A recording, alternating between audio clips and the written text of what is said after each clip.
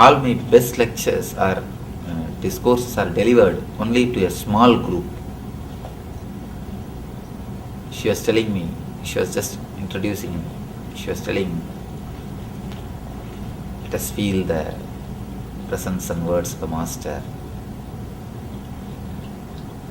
You can feel anything great only when the group is small. Only when the group is small, the intimate things can be transmitted. Only for political meetings you need a big gathering. But for spiritual meeting, the quantity never minds, only the quality with which people sit.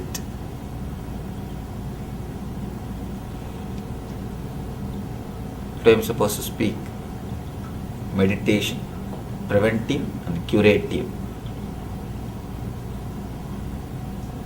Let us understand few words. What is curative and what is preventive?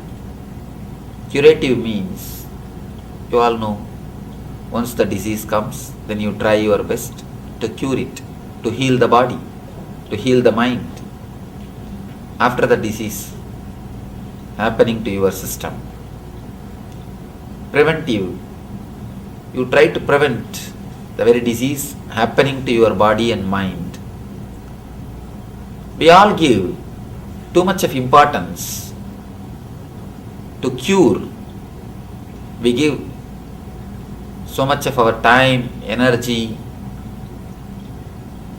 not only the individuals, even society, even countries, they concentrate so much on the curative aspect, but we miss the preventive aspect. Every society, every religion, every country, they put all their effort, all their money, all their energy in curative measures. So many hospitals, so many other ways, healthcare center, these, that, so many things for curative. But I don't know why people are not putting so much of effort to prevent. There is a beautiful saying in Tantra. Actually, when you are healthy, you take your body for granted. You take your body for granted. When you are healthy, you don't even remember you have a body. And the Upanishad says, when you forget your boundary, that is what is health. There is a Taoist saying, when the shoe fits, leg is forgotten. When the belt fits, belly is forgotten. When the chain fits, neck is forgotten. So when the body fits, you forget the body. You forget the boundary. That is the reason we never take any steps to prevent. You remember your body, you remember your mind only when you have some disturbance. We don't remember our body, our mind, when we don't have any sickness. But no sickness is only one part of health. No sickness is not a totality of health. No sickness is just one part of health. Clinically all right is only one part of health. There is something more to the health than clinically all right. The positive well-being, feeling of positive well-being is what I call health.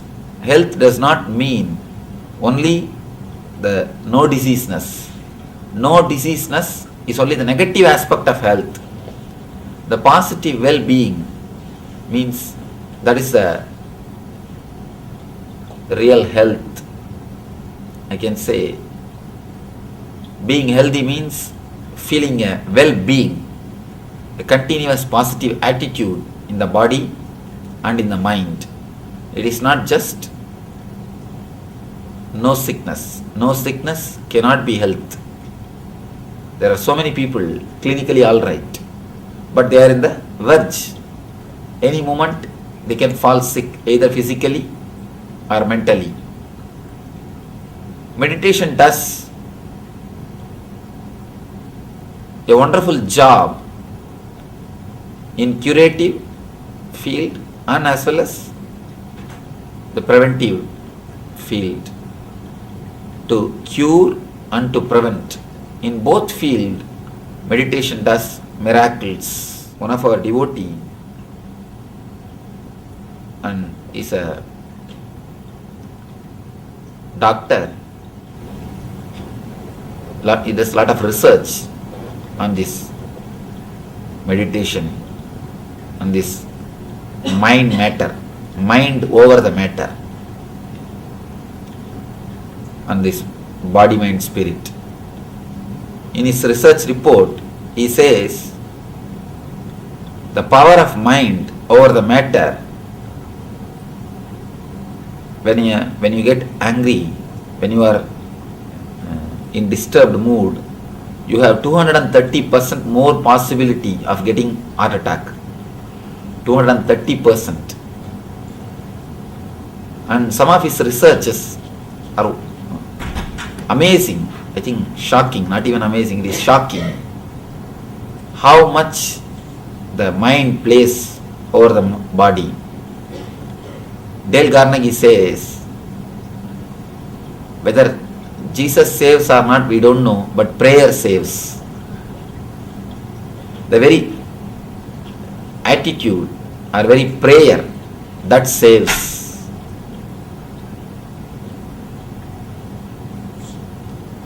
Physical level, of course, more than 80% of our diseases are from mind. It is created in the mind, expresses in the physical level. That is why these Kirlian photographers, they are able to find out any disease 6 months ahead of its happening in the body. Before the disease happens to your body, 6 months ago, 6 months earlier, they are able to find out through the Kirlian photographs which catches your auric body, which catches your aura. They say every disease is first it happens in the mind, only then it expresses in the body. From the medical point of view, doctors always tell body is a biomechanism. But the spiritual point of view, almost all the mystics, they say body is the expression of inner self. It is the expression of energy. Mystics say it is the expression of energy. Doctors say it is a biomechanism. Whether you take it as a biomechanism or as an expression of energy, meditation does big help in the level of curing or in the level of preventing. Let me give you a few incidences, few solid proofs, then you will be able to understand. One lady who had a psoriasis for more than 20 years, she came to see me. I was speaking to her. She said that she has tried all the possible things to cure that psoriasis, but nothing worked. She was asking, what is the reason, what is happening? When I was speaking to her, I was able to understand. She has too much of self-condemnation. She condemns herself. She feels she is not beautiful. In some way she has got some low self-esteem and self-condemnation. I told her, stand in front of mirror every day and just 15 minutes shout and scream on yourself. Bring out all the negativity or the anger you have upon yourself. Feel as if you are going to burst. Feel as if you are going to jump out of your skin. Shout at yourself, scream. Shout the language which you don't understand. It's actually a technique from Sufism, Sufi mystics use this technique. I told her, shout at yourself. She told me, what is this, Swamiji? What are you telling? Already I am in a depressed mood, but you are telling me to shout at myself. I said, try, just try. I told her to practice for 21 days, but you will be surprised. It is very clearly recorded. Even medically, we have recorded it. 15th day, she has become totally alright.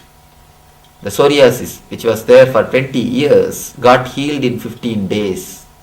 And it never came back. It never came again. She was telling, Swamiji, you have done a big miracle. She was just praising me. I said, no, it's not a miracle. As long as you do not know the logic, you think things are miraculous.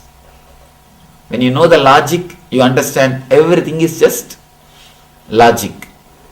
The whole world is based on intelligence. That's why the Upanishad says, Prajnanam Brahma, means intelligence is existence. The whole existence is intelligence. But when you don't understand the logic, when you don't understand, when your intellect is not able to grasp the intelligence of the existence, you call it as miracle. Otherwise, there is no such thing as miracle exists on the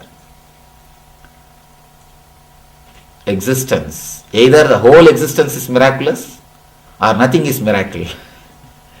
Either everything is miracle or nothing is miracle.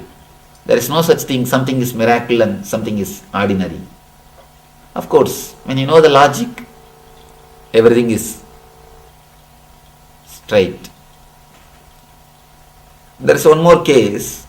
Of course, I have given the example for healing, how it cures, how meditation cures. We have thousands and thousands of recorded testimonials and medical documents to prove even the cancers has been healed by these meditation techniques. There are so many meditation techniques. Even the cancers, from migraine to cancer, diseases getting cured. And there are so many researches which proves meditation can prevent lot of things happening to your body. Let me explain one or two things. How the mind works over the body, what major role it plays over the body. Small example, if you just remember some negative person, somebody who makes you feel uncomfortable or somebody who irritates you, just remember somebody and have few thoughts which creates anger in you. Immediately you can see pulse raising and BP increasing. Just few thoughts can create BP in you. Just few thoughts can put you off balance. When few thoughts can play such major role on you, continuously what you think is what we call mind. How much it will be playing on your life. The mind, the thoughts, it plays a major role on your body, of course, on your health. There are thousands and thousands of researches. If we have to cite, we can cite so many researches to prove how the mind works on the body. A simple thing you can try by yourself. Hold a pendulum and put your left hand under the pendulum. If your hands are free, the pendulum will run clockwise. If you just tense your hand, you will see the pendulum will go anti-clockwise. You may think it's a psychological effect. You hold the pendulum and close your eyes, let somebody else put their hand. If their hands are relaxed, you will see the pendulum will show clockwise. If their hands are tensed, you can do it by yourself and see. The pendulum will show anti-clockwise. Thoughts play a major role on the matter. Before the Einstein, matter and energy, they two are considered separate thing. But once the Einstein has declared that whatever exists is energy, the gap between the thought and the energy has disappeared. So the gap between the mind and the body has disappeared. According to me, we don't even have two things called body and mind. We have only one thing, body-mind. One end of this couch is body, the other end is mind. That's all. One end is body, the other end is mind. Expressed mind is body, unexperienced body is mind. Body, which is experience, is mind. Mind, which is expression, is body. So there is no two things, body and mind separately. Body and mind are one and the same. Two ends of same thing. When it is inside, it is mind. When it is outside, it is body. Especially the psychosomatic diseases. Meditation can do miracles in preventing the psychosomatic diseases. The countries where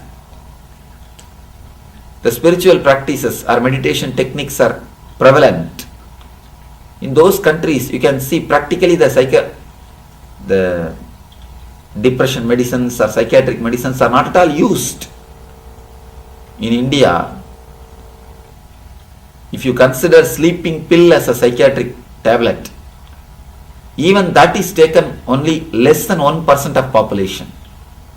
Less than 1% of population takes any psychiatric medicines. And you will be surprised to see every village will have a small, you cannot even call it as a shrine, just under a tree, under a neem tree, under a banyan tree, under some old trees, they will have a small stone which is considered as God and worship. Even those small stones healing hundreds of people. You will see hundreds of people will gather to get healed, to prevent. You will, if you explore India, you can see miraculously people getting cured sitting in front of a stone. You will be shocked. Sitting in front of a stone, how could people get healed? And how could people come out of their disease? Of course, the power is not in the stone, power is in the meditation technique which they practice, which they are asked to practice when they go to a temple or when they go to pray. That's what Dale Carnegie says. Whether Jesus saves or not, we don't know, but prayer saves. The very prayer, the very meditation saves us. Especially the diseases related to mind and the stomach. These two are very closely related to meditation. Meditation can do miracles. Any disease related to mind, related to brain and related to the stomach. Because the navel is the place from where we start thinking. All the inner chattering starts only from the navel according to yoga. So when the navel, if the mind is put to rest, if the mind is allowed to relax, immediately the first effect will be on the navel. For example, if you receive some shocking news or disturbing message, the first blow will be for stomach only, you can see. First you will have stomach upset or vomiting feeling. Always the negativity affects, negativity disturbs the stomach. So the meditation, first work of the meditation is it heals the stomach. It makes you feel totally relaxed. Once this area is relaxed, you will see your whole body is relaxed. This is the main center which needs to be relaxed. If you observe, continuously we are holding it, especially the navel center. Continuously you will see there is a tension. There will be a tension. There will be a sort of holding feeling. When your mind relaxes, you will see the tremendous relaxation happening inside the navel center. Of course, even 10 minutes of meditation is equal to at least 4-5 hours of deep sleep. What can happen to you? How much of rejuvenation can happen to you in 4-5 hours of deep sleep can happen to you in the 10 minutes of meditation. Because meditation is conscious rest. In the sleep, your consciousness is missing. In the meditation, you have a deep awareness. Of course, sleep and the meditation, deep sleep and deep meditation, both are similar in a way because no thoughts. They are dissimilar because in meditation you have consciousness.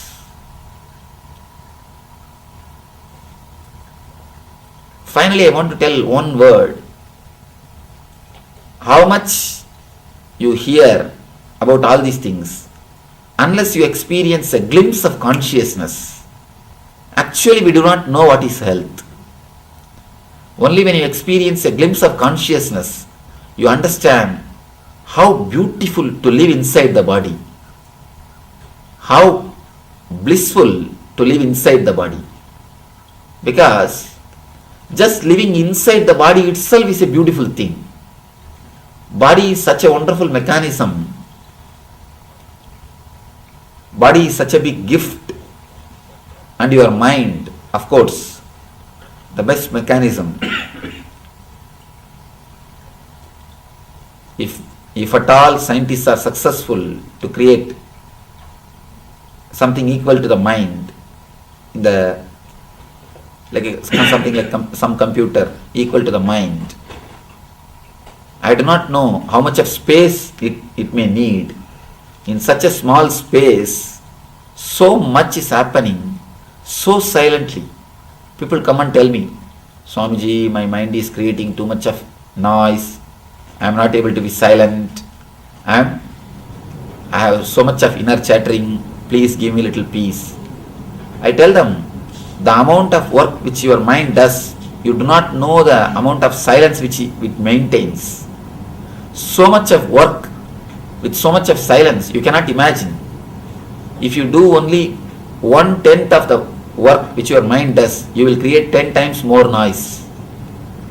Such a big mechanism, this body and the mind. Living inside this body, living inside this mind itself is a miracle, itself is a joy. Only when you experience living inside this body itself is a joy, living with this mind itself is a bliss, only then you will understand really what I mean by the word health. Till that time, we will understand the word health only as a no diseaseness, only as a curative.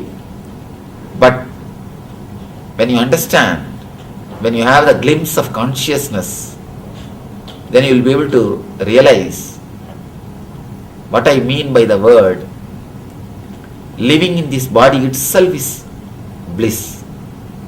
When your body and mind is ease with each other, you are in heaven. When they are not ease with each other, when they are diseased with each other, you are in hell. Hell or heaven is not geographical, it is psychological. When both are at ease with each other, you will see you are feeling like heaven. The very body is Buddha. The very body is divine. The very body is heaven. When they don't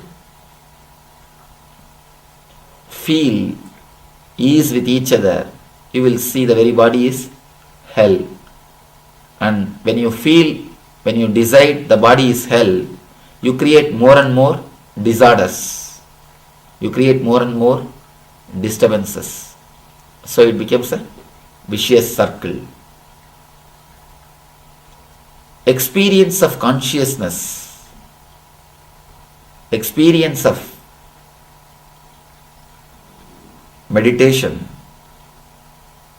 is the ultimate cure and ultimate technique to prevent not only the diseases, not only the ill health, the very cycle of birth and death. Of course, the very cycle of birth and death itself is a basic disease. The very cycle of birth and death happens because you forget you are the energy, you are the consciousness. The cycle of birth and death is the first disease. So experience of consciousness can cure the physical illness and the major ultimate illness, the idea, I am the body. It can cure the body and it can cure the idea, I am the body. Both has to be cured. Not only the body can be cured temporarily. But how long the body will be maintained? Maximum 100 years. But once the idea, I am the body, if it is cured, then you are liberated once for all from all the diseases. All the diseases are cured and prevented.